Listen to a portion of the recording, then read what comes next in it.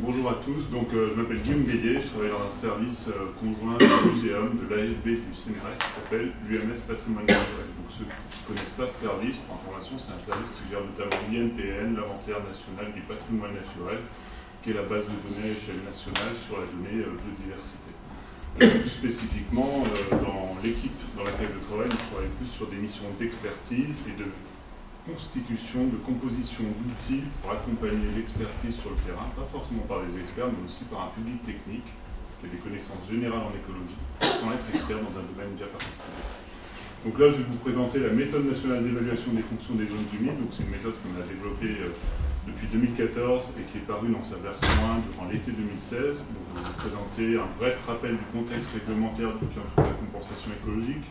Ensuite, les objectifs et le champ d'application de la méthode. Ce n'est pas une méthode magique, elle a été faite vraiment pour répondre à une question bien précise, elle n'est pas faite pour tout faire. Et ensuite, je présenterai un petit cas fictif et les perspectives qui sont associées à ce travail pour l'avenir. Donc aujourd'hui, là, quand je vais vous parler des zones humides, ça va être vraiment les zones humides qui sont définies par l'article L211-1 du Code de l'environnement, précisé par l'arrêté interministériel. Donc ça permet vraiment de bien définir, à mon sens, ce qu'est une zone humide et ce qui est considéré comme une zone humide aujourd'hui à l'échelle nationale. Donc c'est à la fois sur des critères pédologiques, botaniques, habitat et parfois même piézométriques. Donc même si la réglementation définit très bien ce qu'est une zone humide, il faut savoir que les zones humides sont quand même des milieux qui sont extrêmement variés. Par exemple des prairies messiques, des roselières par exemple qui peuvent être riveraines de plans d'eau, des zones de culture de maïs ou même des peupleraies plus ou moins intensives.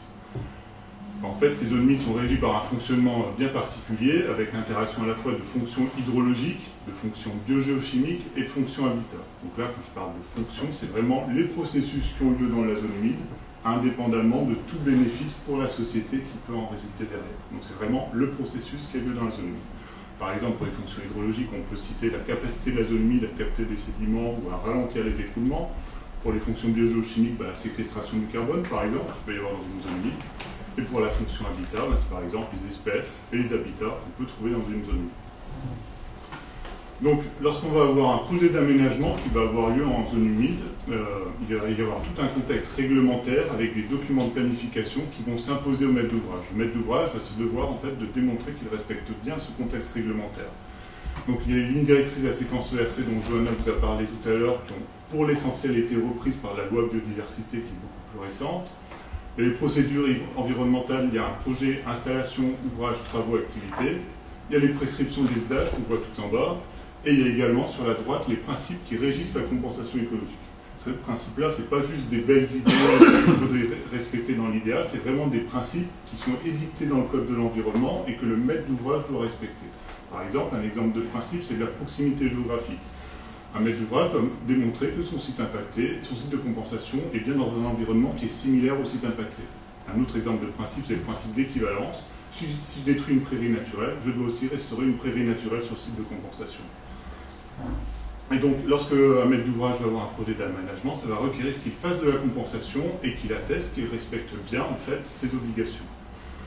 Donc, pour veiller à ce que les fonctions soient bien prises en compte lorsqu'il y a des projets d'aménagement et qu'il y a des mesures de compensation qui interviennent, donc c'est une fois que les phases d'évitement et de réduction ont été réalisées, on a en fait conçu une méthode à la demande de l'ONEMA à l'époque qui visait à répondre à une question qui était bien précise, qui est de savoir en fait si les pertes fonctionnelles sur le site impacté sont compensées par les gains fonctionnels sur le site de compensation après la mise en œuvre des mesures compensatoires. Donc là, le schéma que vous voyez avec la balance, l'idée c'est tout simplement de vérifier que les gains qu'on peut obtenir sur un site de compensation sont au moins supérieurs ou égaux aux pertes qui ont été générées sur le site impacté.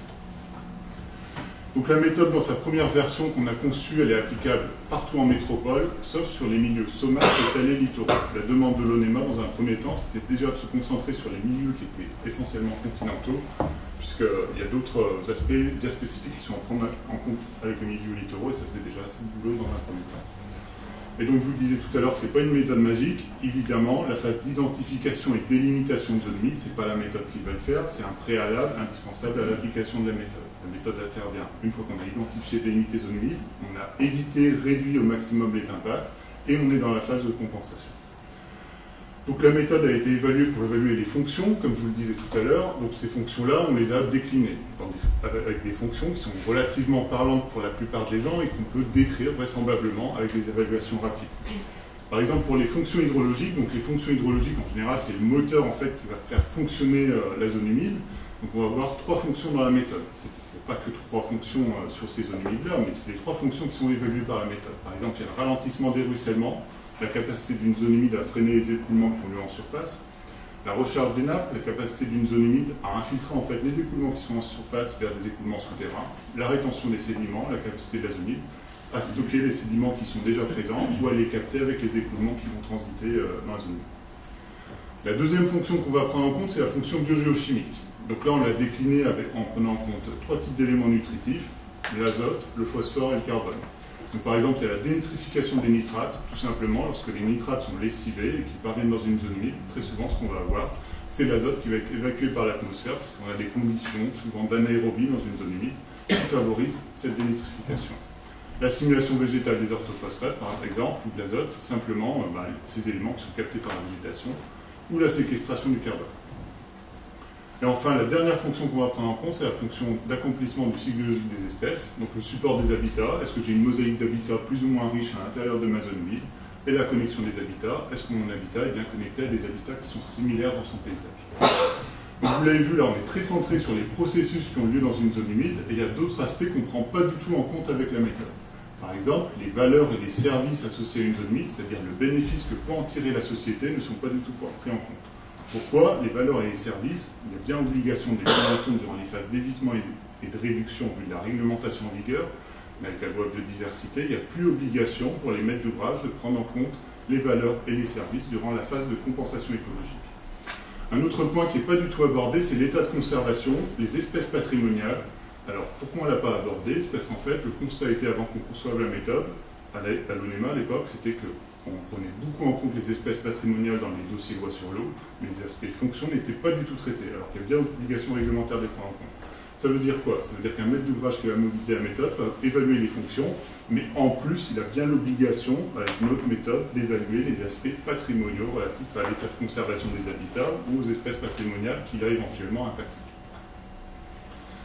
Donc, on va travailler sur les zones humides continentales, on va travailler sur les fonctions, et en fait, lorsqu'on a conçu la méthode, l'ONEMA nous a imposé toute une série de contraintes qui sont en fait celles rencontrées par le public technique qui a pour charge d'évaluer la qualité, entre guillemets, des mesures compensatoires. La première contrainte, c'est qu'il fallait que ce soit une méthode destinée à un public technique qui n'ait pas forcément recours à des experts ou à des spécialistes. Parce que ce qu'on appelle un public technique, c'est un public technique qui a une formation générale en écologie, qui maîtrise la réalité d'identification, délimitation de zones humides, et qui a des connaissances élémentaires en SIG. Il ne faut pas qu'il ait besoin d'avoir un hydrologue ou un spécialiste en SIG ou un spécialiste en odonate au moment où il va vouloir faire son évaluation. Il faut que le résultat soit objectif et reproductible. Ça veut dire quoi? Ça veut dire que si le maître d'ouvrage qui a missionné un bureau d'études réalise un état initial sur un site de compensation, il faut que si par exemple un service de l'État passe derrière pour faire un contrôle, qu'ils obtiennent des observations qui soient relativement similaires, que ce ne soit pas juste le résultat d'un biais d'appréciation entre utilisateurs. Il fallait que la méthode puisse être appliquée à toute période de l'année, donc il y a juste une précaution, mais ça c'est une précaution générale en écologie ou même pour l'arrêté d'identification de zones humides, c'est-à-dire que globalement, durant les phases de sécheresse ou d'inondation, ce n'est pas à ces moments-là qu'on applique la méthode. Il fallait que l'outil reste relativement simple, que l'outil puisse fournir déjà des résultats qui sont déjà formatés, en fait, de telle sorte qu'un service de l'État qui reçoit une évaluation de différents maîtres d'ouvrage, il ait des repères communs, en fait, entre différents dossiers loi sur l'eau. Et finalement, le dernier critère, qui est le critère, pas forcément des moindres, et peut-être même le plus important, c'est qu'il fallait que la méthode soit rapide. Qu'est-ce qu'on appelle rapide? Au moment où on a conçu la méthode, le ministère nous a demandé, en fait, de concevoir une méthode applicable en moins d'une journée, temps de bureau et temps de terrain compris, sans le temps de trajet entre le bureau et le terrain, sur des sites de moins de 5 hectares. Donc, pourquoi on nous a demandé ça? C'est parce qu'en fait, ils avaient une remontée à ce moment-là des DDT, en fait, et des DREAL. Aujourd'hui, on n'avait plus énormément de très gros projets d'aménagement sur des énormes superficies. Ça ne veut pas dire qu'il n'y en a plus du tout, mais qu'il y en a beaucoup moins qu'avant. Mais par contre, on a un mitage, en fait, de plein de petits projets sur des petites superficies. Et il fallait que la méthode soit applicable sur ces projets qui sont aujourd'hui largement les plus grands. Les informations mobilisées, donc on n'a pas utilisé de dossier policier de l'eau, donc pourquoi? Ça ne veut pas dire qu'ils n'ont pas d'utilité, mais en fait, pour ceux qui en ont déjà vu, la qualité et la quantité d'informations d'un dossier à l'autre fait qu'on ne peut pas baser une méthode sur ces informations-là. Donc ce qu'on a plutôt utilisé dans le cadre de la méthode, C'est des informations qui sont disponibles à l'échelle nationale sur des référentiels géographiques, donc ça peut être par exemple la BD Ortho, les scans 25, encore le registre parcellaire graphique, avec évidemment une phase de terrain. Les zones humides, on l'a vu ce matin aussi, hein, les zones humides, ça reste sur le terrain et on ne va pas faire une évaluation juste depuis le bureau. Donc pour concevoir la méthode, on s'est associé à un bon nombre de partenaires. Donc il y a les auteurs, qui sont principalement des acteurs avec une formation scientifique. Donc on voit par exemple des universités, le muséum, l'IRSTEA, l'ONEMA à l'époque, surtout pour les aspects réglementaires, et aussi le bureau d'études biotopes. À cette époque-là, on s'est associé au bureau d'études biotopes, on y voyait un intérêt parce qu'il y a à la fois des spécialistes de la compensation, il y a des gens qui ont une formation scientifique, mais aujourd'hui qui sont dans l'aspect très pratique et dans l'aspect réalisation des dossiers voie sur l'eau. Donc c'était intéressant d'avoir ces deux profils-là au sein de même personne. Partenaires financiers, département de l'Isère et l'ONEMA à l'époque, avec comme partenaire technique le Forum des Mers Atlantiques, les CEREMA et l'ONEMA. Pourquoi on a appelé ça une méthode nationale une fois qu'on a sorti la méthode? C'est parce qu'à la base, en fait, il y avait 3 initiatives à l'échelle nationale. Le département de l'Isère et l'IRSTEA avaient leur propre projet, le CEREMA avait leur propre projet, et nous-mêmes avions notre propre projet. On a discuté ensemble, on a assez vite convenu de la nécessité de faire un seul projet et une seule méthode plutôt qu'en sortir 3 au même moment sur le sujet. Donc le travail pour concevoir cette méthode, il a reposé essentiellement dans un premier temps sur de la bibliographie scientifique et des référentiels de données. On a conçu des prototypes qu'on a testés sur le terrain, donc ils ont été testés sur 220 sites à l'échelle nationale. On a reçu les retours critiques. Donc là, les gens qui ont fait les tests sur le terrain, c'est à la fois des services départementaux de l'AFB, des agents des CEREMA, moi-même, et des stagiaires qu'on a mis dans les directions interrégionales de l'ONEMA à Compiègne, Metz, Rennes et Toulouse. Donc là, on voit aussi qu'on a travaillé en concertation avec les acteurs locaux, il y avait des copies pour suivre la conception de la méthode. Donc là, sur cette carte, vous voyez la répartition des sites tests où la méthode a été testée. C'est principalement du fait de l'implantation des différents acteurs qui ont travaillé avec nous. Donc vous voyez qu'on n'avait pas forcément énormément sur le bassin de la Loire, je trouve. Donc ce qui explique ça, c'est par exemple qu'on avait des stagiaires à Toulouse, Metz, Rennes, Compiègne, et on avait aussi des stagiaires, et moi-même en Rhône-Alpes. Et donc, par exemple, en Rhône-Alpes, on a aussi testé la méthode, qui est une méthode qui est relativement rapide, et on a comparé le résultat de cette méthode avec des protocoles qui sont beaucoup plus poussés sur des sites où des protocoles poussés comme Roméo. Alors, je ne sais pas si vous connaissez Roméo, c'est un peu le pendant de l'IGERO. Donc, on a comparé un résultat avec une étude qui est plus approfondie et le résultat de notre méthode. Donc, ça a été publié, et globalement, on a des résultats plutôt satisfaisants. Et sur les aspects qui n'étaient pas satisfaisants, on a fait les corrections nécessaires. Donc maintenant, on va rentrer un petit peu plus dans le vif du sujet et en quoi consiste la méthode concrètement. Donc lorsqu'on va appliquer la méthode, il y aura 5 zones qui seront prises en compte pour l'évaluation. Tout d'abord, ce qui sera central au moment de l'évaluation, dans votre dossier police de l'eau, dossier voie sur l'eau, pardon, on va avoir notre site. Notre site, c'est ce qui est vraiment de la zone humide au sens de la réglementation en vigueur, où on va faire soit de la compensation, soit un aménagement, selon le site qui est trouvé. Le site ne fonctionne pas de manière isolée de son environnement extérieur et donc on va aussi prendre en compte son environnement. Dans un premier temps, ce qu'on va prendre en compte, c'est sa zone contributive. Qu'est-ce qu'on appelle la zone contributive? C'est vraisemblablement l'étendue spatiale en amont du site qui contribue à son écoulement. Donc ça, c'est principalement délimité à partir du relief. Donc évidemment, c'est quelque chose qui est assez grossier, puisque par exemple, dans des contextes karstiques, le relief ne transcrit pas nécessairement ce qui est vraiment l'aire d'alimentation d'une zone humide. Et donc on prend en compte la zone contributive. Pourquoi? Parce qu'évidemment, selon les pressions anthropiques qu'on peut avoir dans cette zone contributive, on peut avoir des apports de nutriments ou de sédiments qui peuvent être très variables dans le site et ça peut affecter la capacité du site à réaliser des fonctions. On va prendre en compte aussi une zone tampon qui est un périmètre de 50 mètres autour du périmètre du site dans la zone contributive. Donc ça, on le prend en compte parce que ça peut avoir un effet tampon, des pressions en amont et ce qui est réalisé à l'intérieur du site. Oui, je n'ai pas oublié de le dire, on appelle zone contributive et pas bassin versant ici, parce qu'il y a énormément de zones humides qui n'ont pas forcément d'exutoire évident. En général, il est reconnu qu'on appelle un espace comme étant un bassin versant lorsqu'il y a un exutoire, par exemple un cours d'eau qui est bien présent. Il y a des tas de zones humides, par exemple les zones humides de plateau, on n'a pas d'exutoire. Donc on a préféré utiliser ce terme de zone contributive qui est une adaptation de certains termes anglophones et qui ne risquait pas d'avoir de confusion avec des termes qu'on utilisait déjà à l'échelle nationale. Enfin, le dernier périmètre qu'on va prendre en compte autour du site, c'est le paysage. Donc ça, il est délimité par un polygone de 1 km autour du périmètre du site. Là, on n'est plus vraiment sur les aspects hydrologiques et biogéochimiques, mais plutôt sur les aspects habitat. Le fait d'avoir un paysage plus ou moins urbanisé, au contraire plus ou moins naturel, ça peut affecter la connexion du site avec son environnement extérieur. Et finalement, pour les sites alluviaux, on va aussi prendre en compte le cours d'eau. Donc notre site, lorsqu'on va avoir un projet de compensation, ça sera soit un site impacté, soit un site de compensation. Le site impacté, où il y a eu des mesures d'évitement et de réduction, on sait qu'il y aura des impacts négatifs résiduels significatifs, et donc la zone humide pourra être totalement ou partiellement réduite. Le site de compensation, c'est là où on va faire des mesures de restauration pour restaurer les fonctions. Donc dans un premier temps, lorsqu'on va appliquer la méthode, dans le cas de la séquence ERC, la méthode va permettre de vérifier déjà dans un premier temps si la compensation a lieu dans une zone qui présente des caractéristiques physiques et anthropiques homogènes. Donc ça peut paraître un peu complexe comme terme, mais c'est pas très compliqué. En fait, c'est une résonance dans la réglementation en vigueur qui requiert qu'on respecte les principes de proximité géographique et d'équivalence dans le code de l'environnement. Ça veut dire quoi? Ça veut dire que là, on va regarder si mon site de compensation et mon site impacté sont dans le même environnement, et si on a les mêmes types de fonctionnement entre le site impacté et le site de compensation. Donc pour ce faire, on va faire dans un premier temps un diagnostic de contexte. Le diagnostic de contexte, dans un premier temps, ça va consister à identifier la masse d'eau de surface à laquelle appartient un site.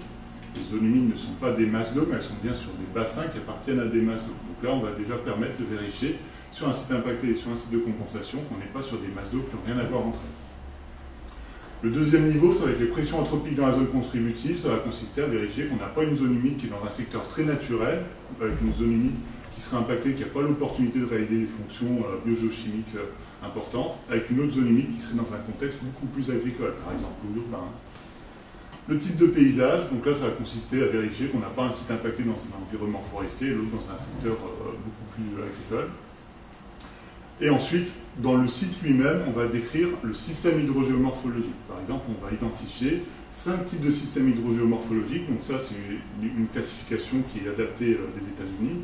Donc c'est assez simple, hein. On va vérifier qu'on a soit un site alluvial, de dépression, de plateau alimenté par des précipitations, et plein de étendues d'eau, versant et bas versant, alimentés par des sources.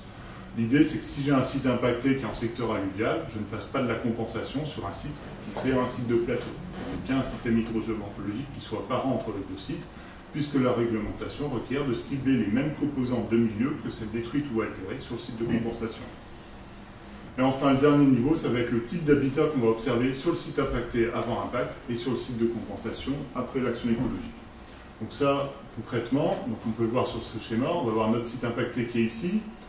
Avant impact, on peut imaginer qu'on ait une prairie messique, par exemple, qui va être détruite par un projet d'aménagement qui va consister à réaliser un viaduc. Notre zone humide va être détruite, notre prairie va être détruite. Sur le site de compensation, ce qu'on va éviter, c'est d'avoir de la compensation sur des composantes de milieu qui n'ont rien à voir. Alors, c'est pas du tout farfelu ce que je vous montre, on l'a beaucoup vu dans la pratique. On va chercher en général, lorsqu'on va faire de la compensation écologique, un milieu qui est dégradé pour le restaurer, par exemple une culture. Et avec l'action écologique, certains maîtres d'ouvrage parfois se disent « Ah là là, le service de l'État, il veut que je fasse la zone humide, il faut qu'il boit de l'eau quand il est bien, sinon ça ne va pas marcher. » Et donc il va se dire « Je vais faire un plan d'eau. » La réglementation ne requiert pas du tout ça. La réglementation requiert que si on détruit une prairie ici, on fasse la restauration d'une prairie. D'ailleurs, les plans d'eau, le plus souvent, ne sont pas des zones humides au sens de la réglementation en vigueur. Et donc ce qu'on va rechercher, c'est plutôt une situation comme celle-là, où on va restaurer une prairie ici. Évidemment, il peut arriver que sur un site impacté, on détruise par exemple une zone humide qui est une culture de maïs. Sur le site de compensation, l'objectif, ça va être de pérenniser une culture de maïs. Il est bien prévu dans le cadre de la réglementation qu'on fasse au moins mieux dans ces cas-là que sur le site impacté. Donc là, le maître d'ouvrage a plus de liberté, par exemple, pour constituer son site de compensation. Donc voilà, on va vérifier ce diagnostic de contexte, et déjà, une fois qu'on aura vérifié qu'on est bien dans des environnements et sur des composantes de milieux similaires, on va étudier en fait ce qu'on appelle l'équivalence fonctionnelle. Il y a un petit décalage, mais c'est pas grave. Et donc là, l'idée, c'est de vérifier si on a une équivalence fonctionnelle qui est vraisemblable à l'issue de la mise en œuvre d'une mesure compensatoire. Vous vous souvenez, c'est la petite balance qu'on a vue tout à l'heure, vérifier qu'on a le respect des principes d'équivalence, d'efficacité, d'additionnalité écologique édictés dans le code de l'environnement. Donc là, ce qu'on va faire, c'est un diagnostic fonctionnel. Comment on va faire ce diagnostic fonctionnel concrètement? Donc on va avoir des indicateurs qui vont être proposés par la méthode. Concrètement, l'observateur, il va mesurer des paramètres sur le terrain. Donc, par exemple, il va mesurer le nombre d'habitats qui sont présents dans un site, il va mesurer le linéaire de fossés qui sont présents dans un site, ou encore la part du site qui a un couvert végétal permanent. Plus le paramètre qu'il va mesurer indique qu'il a un niveau de fonction élevé, par exemple, j'ai mon site qui est très végétalisé, avec peu de fossés, plus la mesure sur le paramètre se rapproche de 1 et indiquera un niveau de fonction qui est élevé.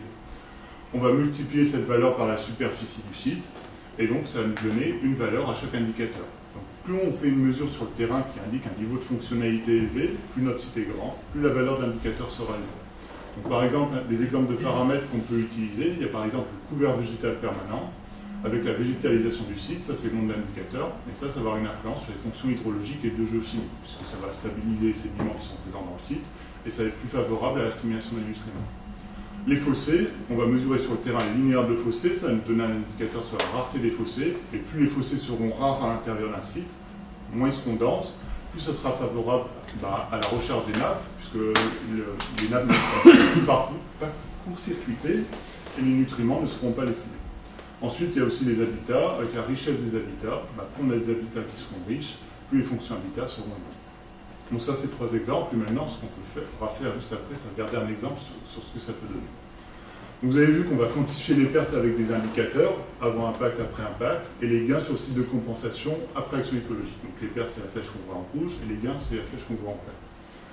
Ce qui est requis au moment dans la réglementation en vigueur, c'est d'inclure en fait dans cette comparaison entre les pertes et les gains un ratio. Vous voyez, c'est ce qu'au milieu de la diapo. C'est-à-dire qu'en fait, un maître d'ouvrage, s'il propose une mesure de compensation en général qui présente un fort risque d'échec ou des résultats qui sont entrevus que sur le très long terme, on va augmenter un ratio. Et en fait, ça va le forcer en fait, à avoir des gains qui seront plus importants sur le site de compensation. Donc on va regarder ce que ça peut donner sur un cas concret. Donc là, par exemple, c'est l'application sur un cas de compensation fictif. Avant impact, c'est une prairie messique qui fait 4,9 hectares. Après impact, donc on a nos mesures d'évitement et de réduction qui n'ont pas forcément été hyper concluantes. On a notre zone humide qui a été complètement détruite. Vous voyez, là c'est une zone artisanale, commerciale qui a été implantée. Et la zone humide fait 0 hectare. Donc la zone humide a été complètement détruite. On va chercher un site de compensation dans un environnement qui est similaire. Donc là, par exemple, on peut imaginer une peuplerée qui fait 8,5 hectares. Donc il faudra vérifier que ça respecte bien les ratios surfaciques des SDAG. Et après action écologique, lui, ce qu'il a recherché, c'est convertir ça en une prairie messique, avec peut-être une mosaïque de milieu assez importante, vous pouvez faire au vu de la topographie qui était présente, pour que ça ressemble au moins à ce qu'il a détruit sur le site impacté. Il n'a pas cherché à pérenniser une peuplerée ou à faire une super tourbière ou quelque chose comme ça. L'idée, c'est d'avoir quelque chose qui ressemble à ce qui a été détruit au maximum. Donc voilà ce que ça peut donner sur les indicateurs. Donc là, en ordonnée, vous avez la valeur d'indicateur, entre 0 et 9, là par exemple. Donc, vous vous souvenez, c'est la valeur entre 0 et 1 multipliée par la superficie. Vous avez l'indicateur végétalisation du site, ici, sur le site impacté, sur le site de compensation. Avant impact, on avait un indicateur qui était assez élevé puisque tout était végétalisé. On a complètement détruit la zone humide et donc tout ça, ça a été perdu. C'est tout ce qui a été perdu du fait de l'impact. Sur le site de compensation, on avait une peuplerée, donc c'était entièrement végétalisé. Et finalement, il a fait une prairie, donc ça n'a pas consisté à revégétaliser quelque chose qui ne l'était pas. Donc il n'y a eu aucun gain avec la mesure de compensation pour cet indicateur. Un deuxième indicateur, la rareté des fossés. Bon, là, on avait un indicateur qui était encore assez élevé, tout a été perdu suite à l'impact. Sur le site de compensation, le maître d'ouvrage a comblé quelques fossés. Donc ça a permis d'obtenir un gain. Vous voyez que la valeur de l'indicateur a progressé. Ici, c'est ce qui est assuré en rouge.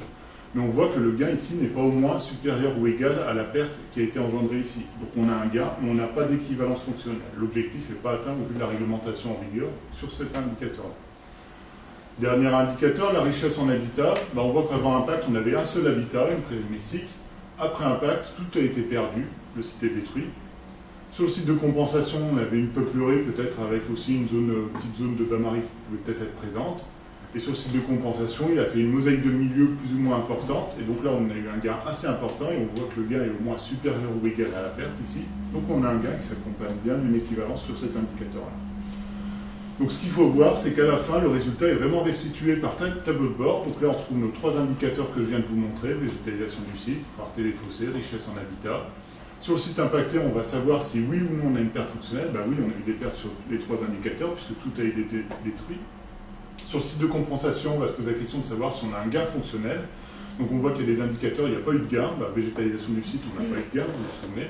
Et sur richesse en habitat, on a eu des gains assez importants, plus de 3 fois la perte. Et donc, oui, ici, on a une équivalence. Ce qui fait qu'ici, on a une mesure de compensation qui est peut-être satisfaisante pour la fonction support des habitats, qui est indiquée ici, mais on voit qu'on n'a pas du tout d'équivalence pour les fonctions hydrologiques et biogéochimiques. Si on est sur un territoire où les acteurs considèrent les fonctions habitat associées aux zones humides comme étant vraiment quelque chose de crucial, et moins d'intérêt sur les fonctions hydrologiques et biogéochimiques, peut-être que cette mesure de compensation est satisfaisante. En revanche, si on est sur un territoire où on a une forte dégradation des masses d'eau et où on se dit que les zones humides jouent le dernier rôle aujourd'hui pour faire de la dénitrification, d'épuration entre guillemets des nutriments, peut-être qu'il faut demander au maître d'ouvrage d'avoir un effort supplémentaire, notamment sur le comblement de fossés, en ajoutant une autre superficie de zone humide, pour avoir des gains plus importants et avoir de l'équivalence aussi sur les fonctions hydrologiques et biogéochimiques. Donc cette réflexion qu'on a fait, c'est pas mal inspiré des retours d'expérience qu'on a sur les RAM, les méthodes américaines en fait. Il y a beaucoup de méthodes américaines, les Rapid Assessment Méthodes en fait, qui proposent à la fin en fait des scores qui sont très globaux. C'est-à-dire qu'à la fin, vous avez un score qui vous dit si oui ou non la mesure de compensation est satisfaisante ou pas. Avec le recul qu'il y a eu aux États-Unis, c'est que globalement, ça c'est bien pour la prise de décision, on a notre conclusion, mais que les services de l'État, les établissements publics, n'ont pas de marge d'action derrière pour contrôler et analyser dans le détail la mesure de compensation. Dans certains cas, peut-être qu'il y a des mesures de compensation qui sont satisfaisantes, d'autres qui ne le sont pas, ça va dépendre des territoires, et ça ne permet pas de l'appréhender. Donc là, ça nécessite du coup, ça souligne la nécessité de s'interroger entre parties prenantes sur les fonctions à restaurer sur un territoire, dans le cadre de la compensation écologique, puisque dans tous les cas, le site qui a été impacté, c'est de toute façon une perte nette de fonctions, et on va pouvoir récupérer seulement certaines fonctions associées à une zone humide sur un site de compensation. Donc ça souligne aussi la nécessité d'éviter et réduire au maximum, puisque la compensation va pouvoir cibler certains aspects qui sont intéressants, mais on ne va jamais pouvoir compenser toutes les fonctions qui ont été réalisées dans un site. Pourquoi? Parce qu'il y a aussi des fonctions qui sont antagonistes. Lorsqu'on va faire monter certaines fonctions sur un site, ça va consister à faire réduire forcément certaines fonctions. Donc c'est un choix qui est éminemment politique, entre guillemets, qui relève en fait des enjeux qui sont présents sur un territoire. Donc au final, ça va permettre de conclure au vu de la réglementation en vigueur sur le non-respect ou le respect d'une mesure de compensation, et même s'il y a un respect du Code de l'environnement par la mesure de compensation, c'est avec réserve, puisqu'il y a des principes qui ne sont pas abordés par la méthode. Vous parlez tout à l'heure des espèces patrimoniales, c'est quelque chose qui doit être vérifié en plus, évidemment.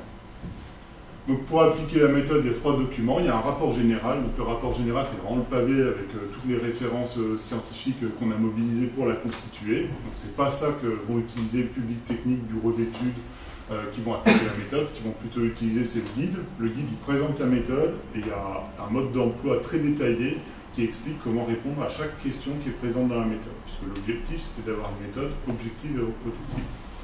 Enfin, il y a un tableur qui est associé à la méthode. Le tableur, on saisit nos évaluations et il fournit un résultat automatique. On n'a pas à prendre la calculette ou un tableur Excel pour calculer nous-mêmes tous les indicateurs. C'est le tableur qui le fait lui-même. En plus, sur le site internet, dont vous avez le lien juste en bas, il y a une foire aux questions qu'on met à jour au fil de l'eau en fonction des questions qui nous remontent. On a des exemples de restitution. En fait, on s'est aperçu avec la pratique que parfois, certains bureaux d'études pouvaient très bien faire, ils se débrouillaient très bien pour rédiger le résultat d'une évaluation, il y en a d'autres qui faisaient n'importe quoi. Donc, certains services de l'État nous ont demandé de faire un exemple, comment on rédigerait avec la méthode, et donc ça, c'est disponible sur Internet. Et enfin, il y a une extension QGIS qui a été récemment développée par le CEREMA et nous-mêmes, qui permet d'automatiser tous les spécifiques. Donc voilà, ça c'est maintenant pour vous parler très rapidement des perspectives. Donc il y a la version 1 qui est parue en 2016 et la version 2 paraîtra en 2019. On a 4 axes de travail, donc communiquer et former, c'est celui qui est tout en bas, mais c'est par exemple ce que je fais aujourd'hui. Un axe 1 qui consiste à inclure les zones humides littorales, donc on a eu 2 prototypes qui ont été testés il y a 2 ans et cette année pour voir comment la méthode se comportait avec des adaptations sur les zones humides littorales. On a un axe 2 qui consiste à dimensionner et à choisir le ratio évalué. Donc on est en train de réaliser une interface pour dimensionner une mesure de compensation. Ça veut dire quoi?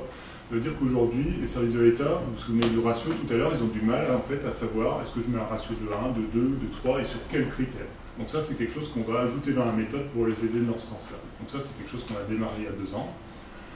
Et l'axe 3, c'est mettre à jour et réviser. Et dans ce sens-là, les retours critiques sont vivement encouragés. Voilà. Merci.